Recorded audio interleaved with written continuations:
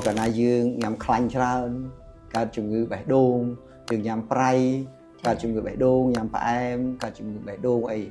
ប៉ុន្តែតាក់ទងជាមួយដំណេកឬក៏ stress ភាគច្រើនគាត់អត់ដឹងទេ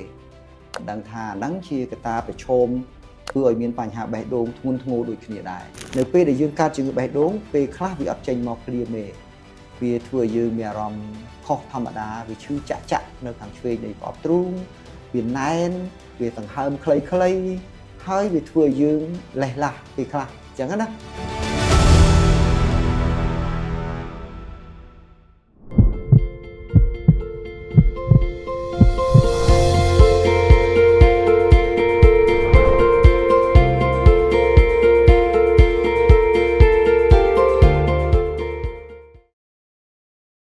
បាទខ្ញុំបាទវេជ្ជបណ្ឌិតហងតារាបាទមកពី clinic យូចតុមុខបាទយូចតុមុខយើងមានទីតាំងនៅចតុមុខនឹងឯងជិតវិមានឯករាជ្យផ្លូវ228ផ្ទះលេខ18អគារស្ថានទូតអាមេរិកចាស់បាទចាលោកគ្រូស្រួលរោបន្តិចតែស្រួលរោបាទហើយខ្ញុំជាអ្នកគ្រប់គ្រងនៅ clinic ហ្នឹងបាទចាលោកគ្រូមែនទៅនៅក្នុងប្រធានបទអញ្ចឹងលោកគ្រូនៅថ្ងៃនេះទៅជាមួយនឹងបញ្ហាសុខភាពបេះដូងដែលបញ្ហាបេះដូងហ្នឹងយើងច្រើនតែដឹងកន្លងមកវាពាក់ព័ន្ធជាមួយនឹងជំងឺរាងកាយមួយចំនួនដូចជាលើសសម្ពាធឈាមទឹកនោមផ្អែមស្ទះប្រឈមជាមួយនឹងបញ្ហាបេះដូងហ្នឹងហើយលោកគ្រូអ្នកដែលគាត់មានបញ្ហាលើសគីឡូមួយទៀតប៉ុន្តែបច្ចុប្បន្ននេះ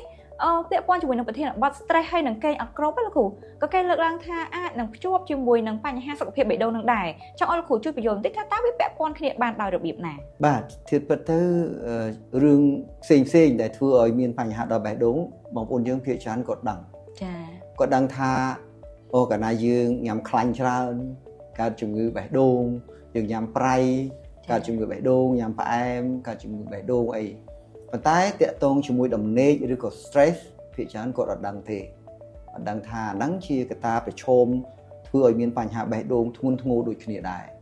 តែយើងអត់នាំគ្នាដឹងអញ្ចឹងណាអញ្ចឹងថ្ងៃនេះខ្ញុំនឹងជម្រាបជូនបងប្អូនយើងឲ្យបានជ្រាបថាកត្តាដែលគេងមិនគ្រប់គ្រាន់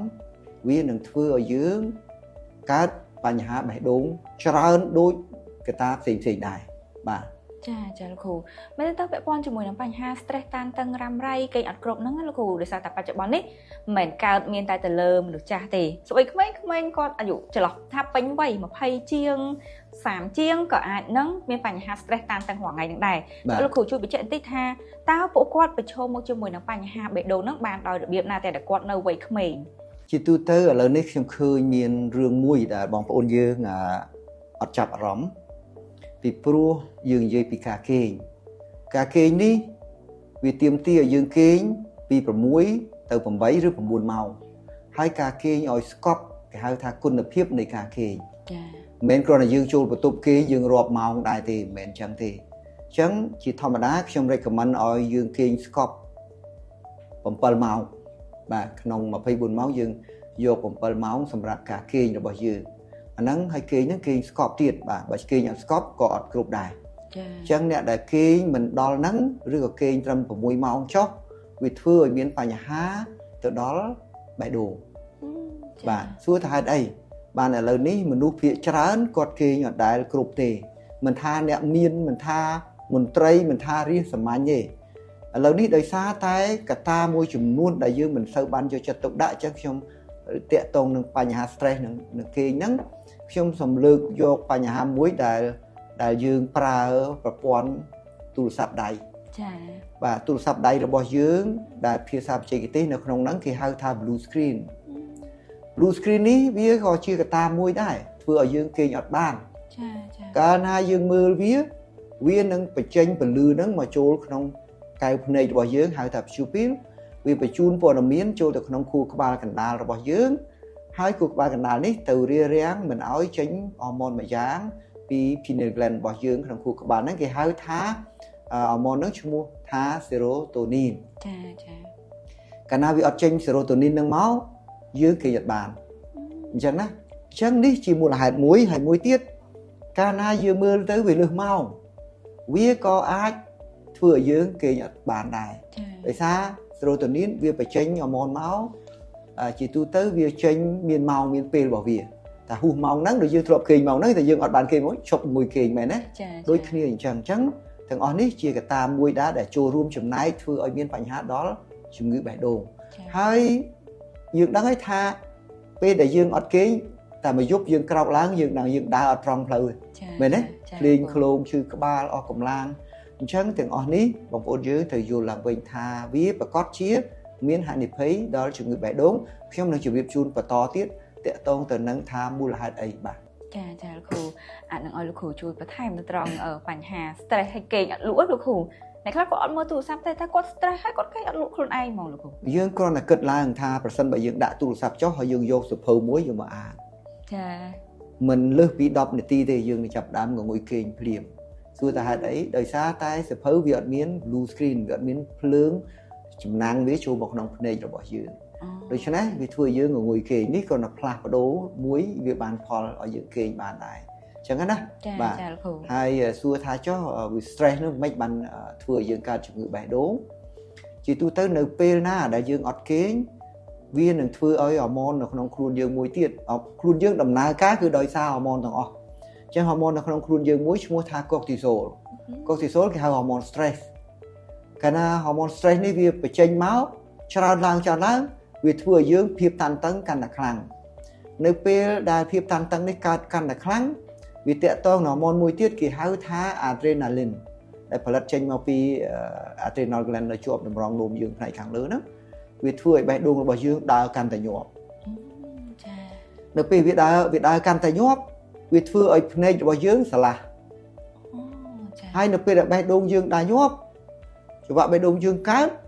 វាធ្វើឲ្យសរសៃឈាមបែរទៅជារូមតូចទៅវិញអញ្ចឹង adrenaline វាមានតួនាទីធ្វើឲ្យសរសៃឈាមរួមតូចអញ្ចឹងនៅពេលណាដែលសរសៃឈាមរួមតូចវាធ្វើឲ្យសម្ពាធឈាមទាំងអស់ធាក់មកបេះដូងឃើញទេពេលវាធាក់មកបេះដូងវាជាដំណើរការស្វ័យប្រវត្តិមួយពេលដែលតឹងខ្លាំងវាអត់ឈប់ទេការតឹងកាន់តែខ្លាំងវាកាន់តែចម្បាច់កាន់តែខ្លាំងនៅពេលដែលវាចម្បាច់កាន់តែខ្លាំងនោះហើយវាធ្វើឲ្យសាច់ដុំបេះដូងខ្លួនឯងអាចធ្លាយអ្នកខ្លះមានជំងឺស្ដើងសាច់ដុំបេះដូងពីកំណើតពេលខ្លះវាអត់ធ្លាយតែវាធ្វើឲ្យសាច់ដុំបេះដូងយើងក្រាស់ដែលទៅពេទ្យបេះដូងតែញប្រាប់ថាសាច់ដុំបេះដូងបងក្រាស់ខ្លាំងដោយសារតែរឿងហ្នឹងរឿង stress ហ្នឹងហើយនៅពេលខ្លះទៀតវាក៏ធ្វើឲ្យយើងបែកសរសៃឈាមនៅក្នុងខួរក្បាលហៅថា stroke បាទពិការឬក៏ស្លាប់ពេលខ្លះទៀតវាធ្វើឲ្យយើងឡើងសម្ពាធឈាមខ្លាំងវាផ្ទុះអាទែតែម្ដងបែកសរសៃឈាមអាទែហ្នឹងហើយយើងស្លាប់បានឬគ្រាន់តែគេងមិនបាននឹងរឿងតែជំងឺបេះដូងមួយនៅរឿងច្រើនទៀតដែលតាក់ទងនឹងគេងមិនបានដែលខ្ញុំអាចថាពេលណាមួយមានឱកាសខ្ញុំនឹងជម្រាបជូនអញ្ចឹងណាបាទចាលោកគ្រូតែនេះរឿងតែមួយទេគឺគេងអត់លក់ដោយសារតែការ stress រ៉ាំរ៉ៃហ្នឹងគឺវាអាចនឹងធ្វើឲ្យមានបញ្ហាសុខភាពបេះដូងចាបច្ចុប្បន្ននេះកើតមានច្រើនមកថាវ័យបញ្ញំឬក៏វ័យចាស់ឬក៏វ័យក្មេងជាខ្ញុំទេលោកគ្រូគាត់មានទម្លាប់មួយគឺ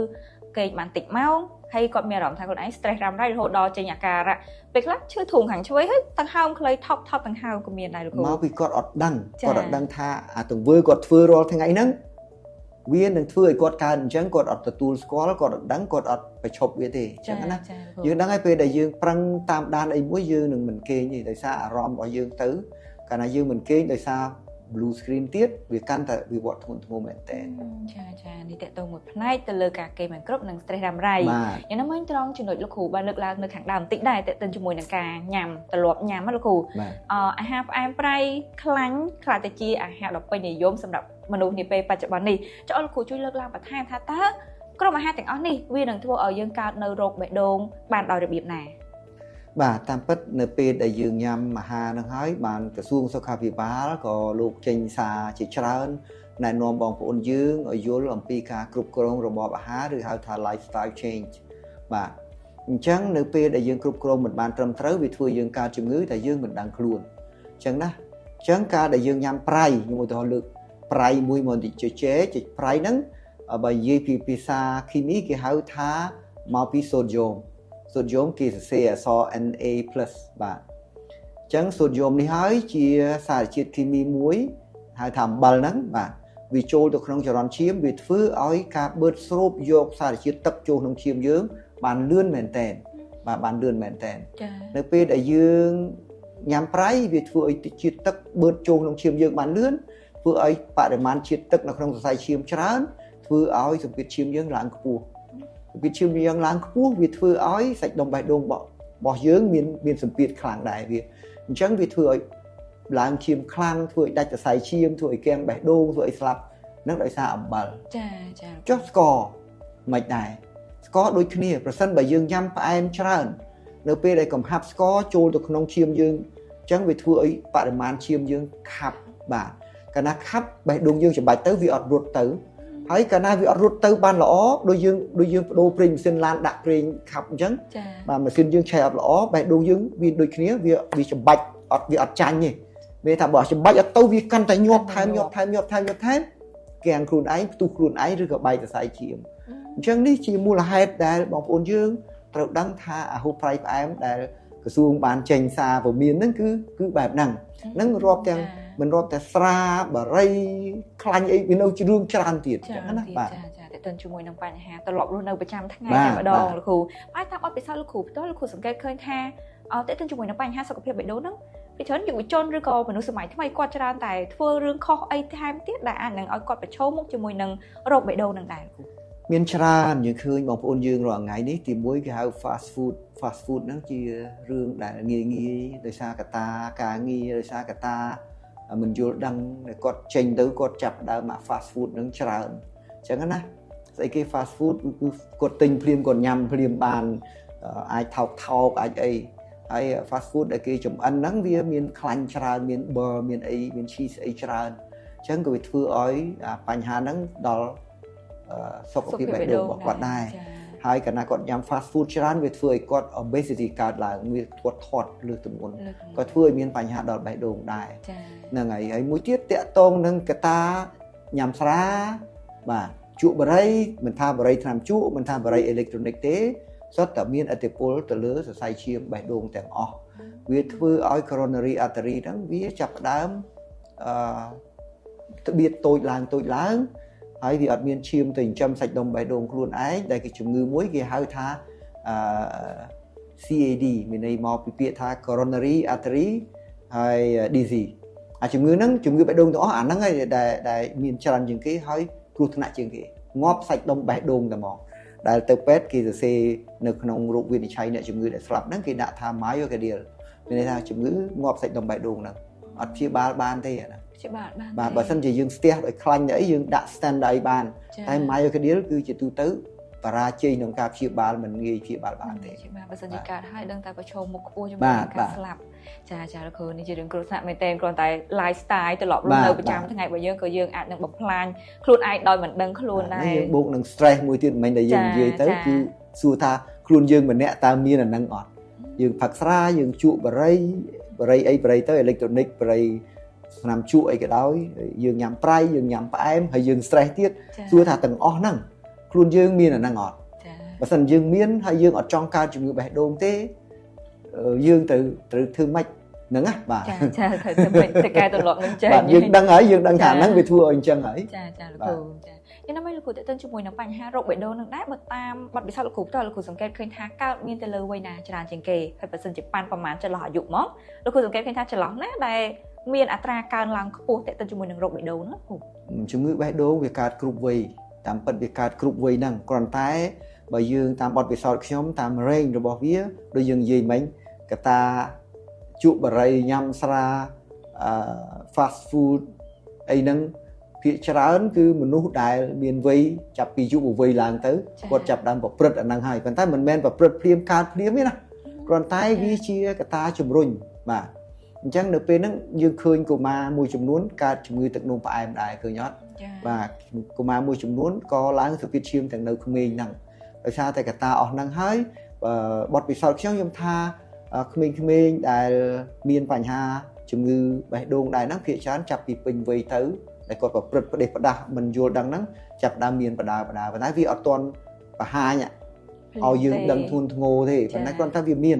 យើងឃើញក្មេងខ្លះគាត់អាចគាំងបេះដូងស្លាប់ពេលគាត់គេងអីចឹងដែរអញ្ចឹងណាបាទអញ្ចឹងនេះជារឿងមួយដែលយើងអត់សូវយកចិត្តទុកដាក់ជាមួយរឿងអស់ហ្នឹងហើយយើងចេះថាអាហ្នឹងវាចេះអាហ្នឹងវាចុះបាទយើងពេលខ្លះយកគ្រូពេទ្យទៅធ្វើកសលវិច័យខ្ញុំនិយាយមែនតើដល់ឃើញស្លាប់នៅក្នុងបន្ទប់ព្រឹកឡើងមិនដឹងថាស្លាប់ដោយសារគាំងបេះដូងអាកសលវិច័យនិយាយបែបហ្នឹងណាវាជួយលាក់បាំងនៅបញ្ហាដែលនៅតែបង្កើតបន្តព្រោះគាត់អត់បាននិយាយថាគាត់ស្លាប់ដោយសារគាំងបេះដូងប៉ុន្តែគាត់បានលាតត្រដាងថាកូនហ្នឹង ចូលចិត្តធ្វើអីមនុស្សម្នាក់ដែលស្លាប់ហ្នឹងគាត់ចូលចិត្តធ្វើអី ចា អត់បាននិយាយពីវាអញ្ចឹងមានន័យយើងធ្វើកុសលវិច័យរោគវិនិច្ឆ័យហើយដូចជួយលាក់បាំងអាទង្វើហ្នឹងអញ្ចឹង អញ្ចឹងយើងគួរតែថាគាត់ស្លាប់ដោយសារជំងឺកាំងបេះដូងប្រវត្តិអ្នកជំងឺម្នាក់នេះគឺគាត់ចូលចិត្តជក់បារីញ៉ាំស្រាគាត់អត់គេងគាត់លេងទូរស័ព្ទលេងហ្គេមយូរពេកហើយយើងត្រូវតែ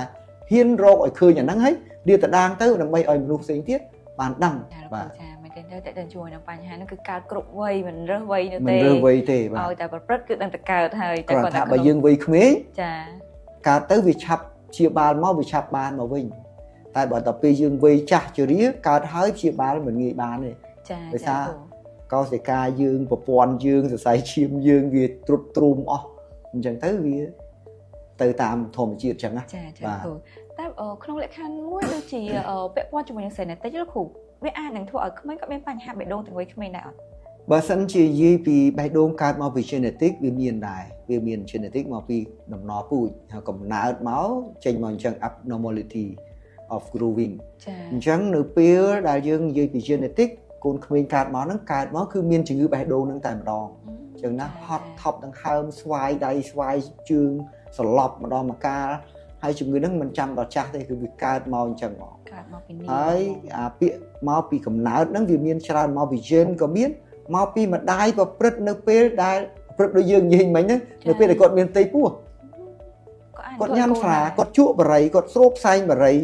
គាត់ញ៉ាំប្រៃគាត់ញ៉ាំផ្អែមក៏ធ្វើឲ្យអាការលូតលាស់របស់ទារកផ្នែកបេះដូងហ្នឹងក៏អត់ពេញលេញដែរ ពេញលេញដែរប្រឈមមុខ អញ្ចឹងឃើញវាពាក់ព័ន្ធរឿងច្រើនណាស់ជំងឺបេះដូងហ្នឹងបាទ ចាតែជាមួយនឹងសុទ្ធតែជាបញ្ហាបេះដូងទាំងពីកំណើតទាំងពេលពេញវ័យទៅលើការប្រព្រឹត្តផ្ទាល់ មុនយើងនិយាយពីរឿងយើងប្រព្រឹត្ត ចា តែចេះកូនក្មេងដែលកើតមកមានគ្នាបានប្រព្រឹត្តណាតែម្ដាយប្រព្រឹត្តជំនួស ម្ដាយប្រព្រឹត្តជំនួសនិងលក្ខខណ្ឌម៉ាក់ដែលគាត់ពោពោះប្រយ័ត្នមេចានឹងលោកគ្រូខ្ញុំចង់ឲ្យលោកគ្រូត្រង់ចំណុចនេះអាចនឹងសូមលោកគ្រូផ្ដល់ជារោគសញ្ញាវិញអាចណែនាំជារោគសញ្ញាវិញថាតើអ្នកដែលគាត់កើតនៅរោគបេះដូងហ្នឹងមានរោគសញ្ញាអីដែលគួរឲ្យកត់សម្គាល់បានលោកគ្រូ ជាទូទៅយើងត្រូវដឹងថាខ្លួនយើងបេះដូងនៅកន្លែងណាបើនិយាយពីរោគសញ្ញាមិនចឹងណា ចាលោកគ្រូ ដឹងបេះដូងយើងនៅកន្លែងណាអត់ នៅទៅខាងឆ្វេង បេះដូងបេះដូងនៅដាក់ដៃទៅជ្រៀងបាទតាមពិតបេះដូងយើងគឺនៅខាងឆ្វេង ចា បាទ ចា នៅខាងឆ្វេងនៃប្រអប់ទ្រូងរបស់យើងបាទគេហៅលើដោះយើងបន្តិចនេះកន្លែងហ្នឹងអញ្ចឹងនៅពេលដែលយើងស្ដាប់ទៅយើងស្ដាប់កន្លែងហ្នឹងយើងយក status ស្ដាប់ថាអ្នកនឹងស្លាប់ហើយណាយើងស្ដាប់ហ្នឹងអញ្ចឹងសញ្ញានេះកន្លែងហ្នឹងនៅពេលដែលយើងកើតជំងឺបេះដូងពេលខ្លះវាអត់ចេញមកភ្លាមទេវាធ្វើឲ្យយើងមានអារម្មណ៍ខុសធម្មតាវាឈឺចាក់នៅខាងឆ្វេងនៃប្រអប់ទ្រូងវាណែនវាដង្ហើមខ្លីៗហើយវាធ្វើឲ្យយើងលេះឡាស់ពេលខ្លះអញ្ចឹងណាបាទបើវាធ្ងន់មែនតើវាចាប់ដើមឈឺមកសរសៃឈាម ទៅស្អីខាង បាទcarotid ឬ carotid នេះ ចា មកនេះហើយវារួយធ្គាមអាហ្នឹងសញ្ញានេះអ្នកដែលមានបញ្ហាធ្ងន់ធ្ងរអាហ្នឹងត្រូវទៅពេទ្យជាបន្ទាន់ដើម្បីថតឆ្លោះសរសៃឈាមបេះដូងឲ្យដឹងថាសរសៃឈាមអាទែណាមួយវាស្ទះគ្រូពេទ្យនឹងប្រើ stent បាញ់បញ្ចូលដើម្បីសង្គ្រោះបន្ទាន់ភ្លាម ចា បើមិនអញ្ចឹងទេគាត់នឹងអាចគាំងបេះដូងឬក៏ផ្ទុះសរសៃឈាមបេះដូងគាត់ស្លាប់បានបាទហ្នឹងឲ្យតែវាឡើងមកដល់រួយធ្គាមមកចំហៀងណាយើងមានអារម្មណ៍ថារួយធ្គាមមករួយធ្គាមរួយកហើយរឹងសរសៃមកចំហៀងហ្នឹងសញ្ញានេះគឺចាំបាច់ប៉ុន្តែជាដំបូងបំផុតសញ្ញាវាកិច្ចមិនផុតពីការឈឺចាក់នៅកន្លែងអបទ្រូងផ្នែកខាងឆ្វេងហ្នឹងទេអញ្ចឹងណាបាទពេលខ្លះវាចាក់ឈីបក៏បាត់ទៅយើងប្រហែលចាក់ឈីបយើងក៏បាត់ទៅយើងថាអាហ្នឹងវាអត់អីទេអត់ទៅជួបគ្រូពេទ្យហ្នឹងវាអាចកើតឡើងយើងឃើញឥឡូវនេះយុវវ័យមួយចំនួនក្មេងៗអាយុ30អាយុ20អញ្ចឹងគាំងបេះដូងស្លាប់នៅតាមផ្លូវនៅអីជាញឹកញាប់អញ្ចឹងណាបាទហើយយើងអត់ដឹងថាមកពីអីយើងនាំណាគាត់ស្លាប់ដោយសារគាំងបេះដូងពិតប្រាកដមែនដែលខ្ញុំនិយាយមិញនៅតែអញ្ចឹងតាមពិតយើងត្រូវសិក្សាពី history របស់គាត់ថាគាត់ជាមនុស្សម៉េចអញ្ចឹងណា ចាទៅលប់គាត់បែបណា បាទគាត់ធ្លាប់ទៅពេទ្យពីគ្រោះទេគាត់ធ្លាប់ check មើលបេះដូង check មើលអីគាត់ទេគាត់ដឹងផងហ្នឹងហើយអញ្ចឹងគាត់ញ៉ាំស្រាជក់បារីអត់គេអត់អីយើងអត់ដឹងទេអញ្ចឹងណាបាទគ្រូនេះស្ទើរតែមកពីកតាផ្ទាល់ខ្លួនរបស់យើងទាំងអស់វាអាចនឹងកើតមានដល់អត់ដឹងខ្លួនជំងឺមួយនេះលោកគ្រូចាលោកគ្រូអរគុណច្រើនមែនតើយ៉ាងណាមិញអត់តេតិនជាមួយនឹងការព្យាបាលវិញលោកគ្រូខ្ញុំចង់ឲ្យលោកគ្រូណែនាំទៅលើការព្យាបាលវិញដោយសារតែមានការលើកឡើងមួយចំនួនថាអ្នកដែលគាត់កើតរោគបេះដូងហើយព្យាបាលអត់ជាទេចង់យកសំណួរនេះមកសួរលោកគ្រូបន្តថាតើព្យាបាលជាដែរឬអត់ប្រសិនណាបើគាត់កើតរោគបេះដូងដោយសារតែទម្លាប់ទាំងអស់ បាទ ដែលគាត់ធ្វើតែប្រចាំថ្ងៃហ្នឹងលោកគ្រូ ប្រសិនបើយើងនិយាយអញ្ចឹងវាហាក់បីដូចជាមិនត្រឹមត្រូវពីព្រោះជំងឺបេះដូងការព្យាបាលជំងឺបេះដូងវាទៅតាមប្រភេទនៃជំងឺបេះដូង ចា៎ មិនឲ្យតែជំងឺបេះដូងទាំងអស់ព្យាបាលអត់ជាមែនទេមិនអញ្ចឹងទេ ចា៎ អញ្ចឹងណាជំងឺបេះដូងប្រភេទរបស់វាឧទាហរណ៍ថាឥឡូវនេះយើងមានបញ្ហាបេះដូងដោយសារតែយើងស្ទះសរសៃឈាមបេះដូងដោយសារខ្លាញ់អញ្ចឹងយើងទៅជួបគ្រូពេទ្យមានវិធីឲ្យសម្អាតខ្លាញ់ហើយបើសម្អាតអត់បានទេយើងទៅប្រើ stent ដាក់បាញ់បញ្ចូល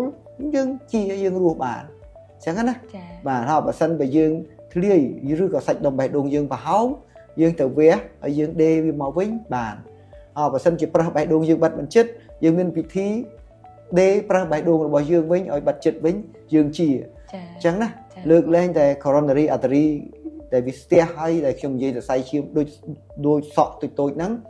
ដែលវាកើតរ៉ាំរ៉ៃវាធ្វើឲ្យងាប់សាច់ដុំបេះដូងហៅថា CAD ហ្នឹងភាគច្រើនអាហ្នឹងព្យាបាលអត់ជាមែនអញ្ចឹងទាំងអស់ហ្នឹងវាសិតតែមានដំណោះស្រាយច្រើនណាស់គឺតែមួយតែពីរទេដែលយើងដោះស្រាយអត់បាន ចា៎ចា៎ ឲ្យតែយើងទៅជួបគ្រូពេទ្យទាន់ពេលវេលា ចា៎បើសិនជាសង្ស័យថាខ្លួនឯងមានបញ្ហាណាមួយអត់ប្រក្រតីហើយគួរតែបញ្ញាប់ទៅពេទ្យ បាទឧទាហរណ៍យើងកើតជំងឺបេះដូងដោយសារ stress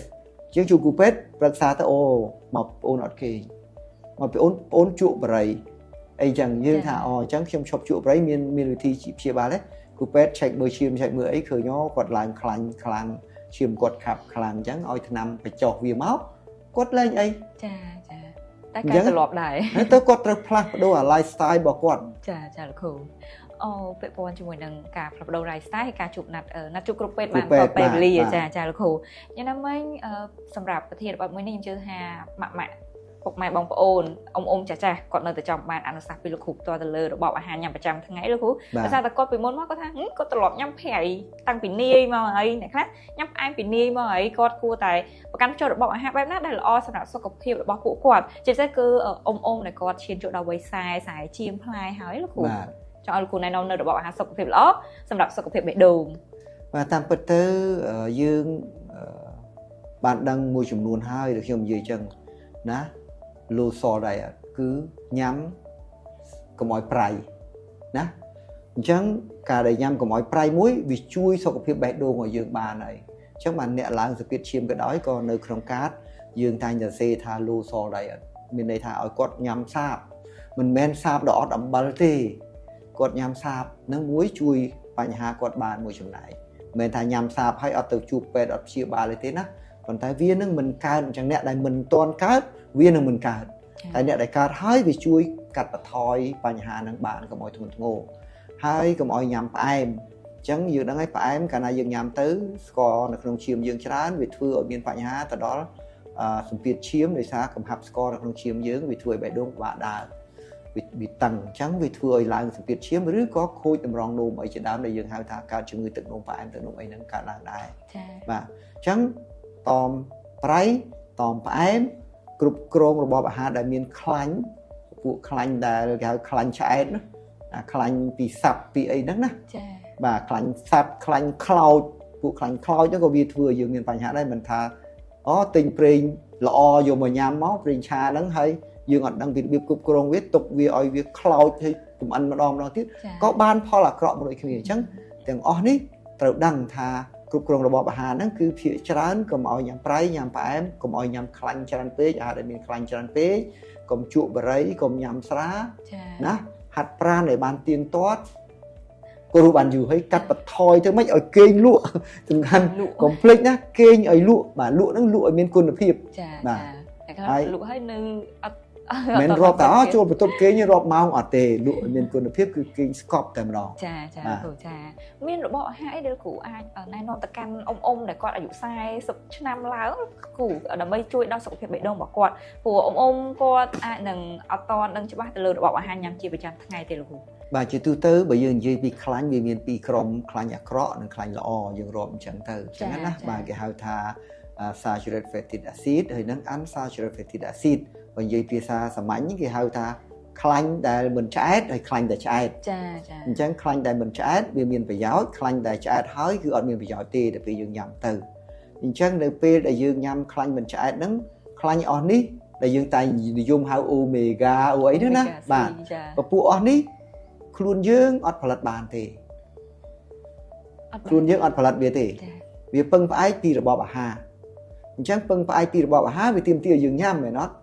chẳng ấy rồi ngay em khơi miên cầm hôn một dùng luôn cái phật chỉ supplement ấy đó á bà chỉ crop rồi nhám mỏ chẳng cả na dương nhám trôi tới luôn dương đừng miên khánh mình chạy nó ra ấy mình vì miên phải cho ấy vì miên mò là cứ thông chiên khánh chạy khánh nhà cọ vào giường chẳng vì trôi tới cả na luôn viên nơi khoa chậm này mỗi viên từ chặt vô khánh chạy nó mò là cứ tôi chiên viên nó trôi thằng viên rồi mua chành chẳng miên này bà khánh là o dương lư group á group chùm nuốn á vì thưa ấy khánh nhà cọ nó ọt sâu lại nghề ọt sâu lại thì bà chẳng ban nó vì na khánh là o nè khánh là o nó cứ ban mau pika group trong rồi bỏ bà hà trầm trâu rồi bỏ dương dương nhâm crop thôi như chiết đại miền khánh là ó đôi chỉ được phụ crop cereal ấy xinh miền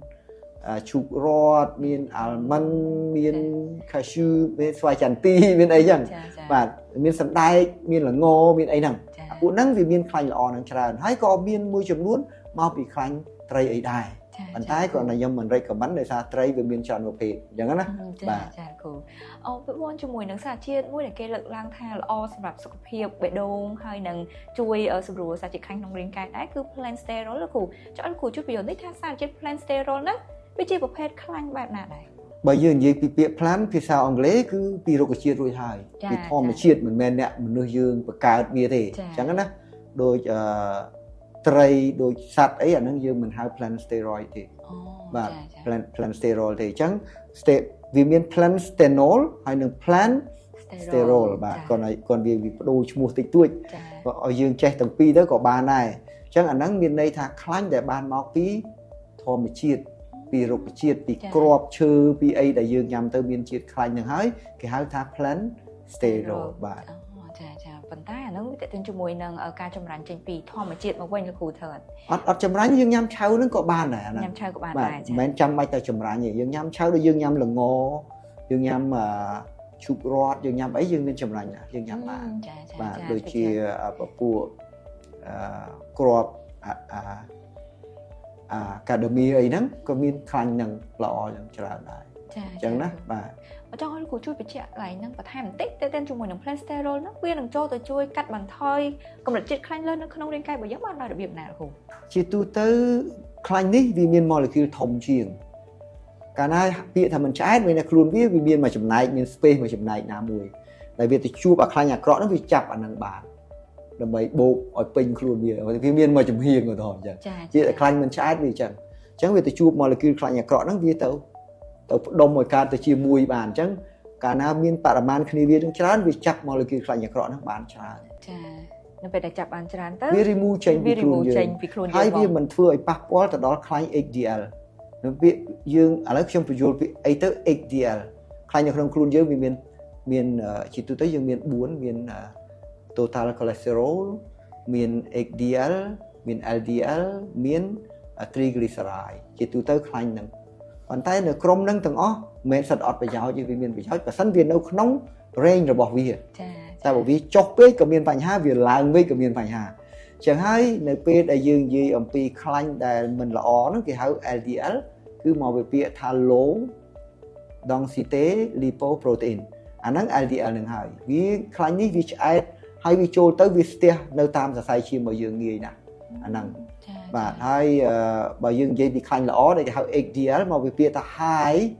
chẳng hạn densité lipoprotein này chẳng cả là hai densité nó vì miền adipol là ó sầm rạp cục chrome nè tại bảo dương pra tháng năm khla cupet khơi khanh nước prescribe ở pra tháng năm khla viết tới bị cho LDL men phần tay viết bị cho tiếng HDL đại nhiều lắm chẳng đi cái này mới để bằng ôn dương của ta đắng hay cupet có cột đạp cột đắng hay nên cột đắng kêu này chẳng nơi pe nắng đại dương bằng to oi nè chừng ngư rồi còn nè trong sọc phim lọ nắng cột nhám mà crop thôi nhiều chuyện người bạn trán chỉ viên khăn sạch khăn ấy hay cột ai nhằm chỉ supplement ấy nhưng mình recommend ấy mình thấy rồi mưa tới bạn thấy từ chu cupet nhược nhóp bởi sân về dương phải nhà sọc phim bị pro năm pet khác vì ai cho tầng pí năm pet khác vì ai cho តែអាក្រក់ទេវាតម្លើងអា HDL នឹងឡើងវិញដែរ ចាគ្រូតែទៅជាមួយនឹងរបបអាហារធម្មជាតិនៅតែសំខាន់ នៅតែសំខាន់បាទនៅតែសំខាន់ ចាលោកគ្រូចាអរគុណច្រើនមែនតើខ្ញុំជឿថាអ៊ំពូមីងជាពិសេសយុវវ័យសម័យថ្មីមើលវីដេអូនេះហើយនឹងទទួលបានចំណេះដឹងច្រើនមែនតើជាពិសេសគឺរបបអាហារណាដែលយើងគួរញ៉ាំរបបអាហារណាដែលយើងគួរតែជៀសវាងដើម្បីជួយដល់សុខភាពបេះដូងរបស់យើងជាប្រចាំថ្ងៃក៏ប៉ុន្តែទៅជាមួយនឹងប្រធានបទនេះសំណួរចុងក្រោយចង់សូមលោកគ្រូបន្ថែមផងដែរចង់សូមលោកគ្រូបន្ថែមនៅកលឹះខ្លះៗទៅជាមួយនឹងការថែទាំសុខភាពរាងកាយលោកគ្រូថាតើយើងគួរតែប្រកាន់ខ្ជាប់ទៅអ្វីបន្ថែមទៀតដើម្បីជួយឲ្យសុខភាពរាងកាយរបស់យើងសុខភាពល្អទាំងក្នុងនិងរឹងមាំទាំងខាងក្រៅលោកគ្រូបាទរាងកាយរបស់យើងវាមានកត្តាពីរធំអញ្ចឹងណាដែលយើងរស់មកមានសុខភាពល្អមានគុណភាពជីវិតអ្នកណាក៏ចង់បានដែរខ្ញុំប្រើពាក្យគុណភាពជីវិតអ្នកខ្លះមានជីវិតមកមានរាងកាយមកប៉ុន្តែមិនមានគុណភាពទេដែលដឹងអត់ថាម៉េចបានគាត់មានរូបរាងមកអត់មានគុណភាពជីវិត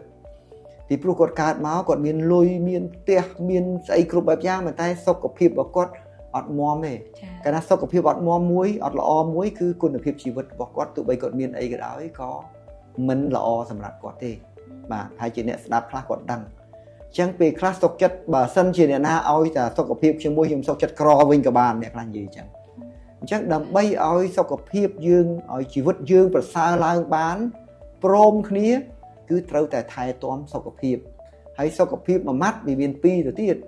មានសុខភាពផ្លូវកាយតកតងនឹងការគ្រប់គ្រងរបបអាហារចំណីអាហារដែលយើងនិយាយមិញហាត់ប្រាណអីហ្នឹងនិងសុខភាពផ្លូវចិត្តបាទប្រសិនបើយើងនិយាយពីសុខភាពផ្លូវចិត្តនេះគឺងាយនឹងធ្វើឲ្យផ្លូវកាយឈឺណាស់ហើយវាមិនមានរូបរាងអីដែលឲ្យយើងចាប់បានវាងាយណាស់វាងាយទៅប៉ះទៅកិច្ចណាស់ចឹងហើយសុខភាពផ្លូវចិត្តគឺត្រូវការអប់រំខ្លួនឯងថែទាំខ្លួនឯងគ្រប់គ្រងខ្លួនឯងឲ្យបានល្អហើយចាំយើងយកអាពេលវេលានេះទៅគ្រប់គ្រងផ្លូវកាយមានហាត់ប្រាណមានគ្រប់គ្រងរបបអាហារ lifestyle change គេងឲ្យលក់ណាបាទទៅធ្វើឲ្យយើងមានសុខភាពល្អហើយគុណភាពជីវិតរបស់យើងមានហើយចាលោកគ្រូនេះតើទៅជាមួយនឹងការរស់នៅជាមួយនឹងគុណភាពជីវិតចាអរគុណច្រើនមែនតើលោកគ្រូប្រធានបទមួយនេះក្បោះក្បាយខ្លាំងមែនតើតាំងពីដើមដល់ចុងបញ្ចប់នៅតែក្បោះក្បាយហើយខ្ញុំជឿថាបងប្អូនប្រកបជាមានសំណួរបន្ថែមទៀតចង់សួរលោកគ្រូប៉ុន្តែបើសិនចង់សួរអាចឆាតទៅកាន់ page របស់លោកគ្រូផ្ទាល់ឬក៏អាចនឹង comment សួរបន្ថែមនៅខាងក្រោមវីដេអូនេះបានបាទមាន Telegram អញ្ចឹងគាត់អាចសួរមកខ្ញុំបានបាទតាក់ទងអ្នកណាចង់សួរអីខ្ញុំមិនដែលគិតលុយនិយាយមែនទេបាទហើយ Telegram ខ្ញុំ 097 734 7779ខ្ញុំបើកចំហបាទរាល់ថ្ងៃពេលយប់ឆ្លើយបងប្អូននៅខាងក្រៅប្រទេសវិធីក្រៅនៅពេលថ្ងៃឡើងអ្នកស្រុកហើយខ្ញុំមិនដែលឲ្យសល់នរណាម្នាក់ទេខ្ញុំនិយាយនៅក្នុងកម្មវិធីបាទខ្ញុំ free of charge ខ្ញុំអត់ដែលគិតលុយសម្រាប់ការប្រឹក្សាយោបល់ទេចាអរគុណច្រើនមែនតើលោកគ្រូចាអរគុណបងប្អូនទាំងអស់គ្នាសម្រាប់ការតាមទស្សនានៅវីដេអូមួយនេះតាំងពីដើមរហូតមកដល់ចប់ហើយយើងនឹងជួបគ្នាម្ដងទៀតនៅក្នុងវីដេអូក្រោយបាទអរគុណ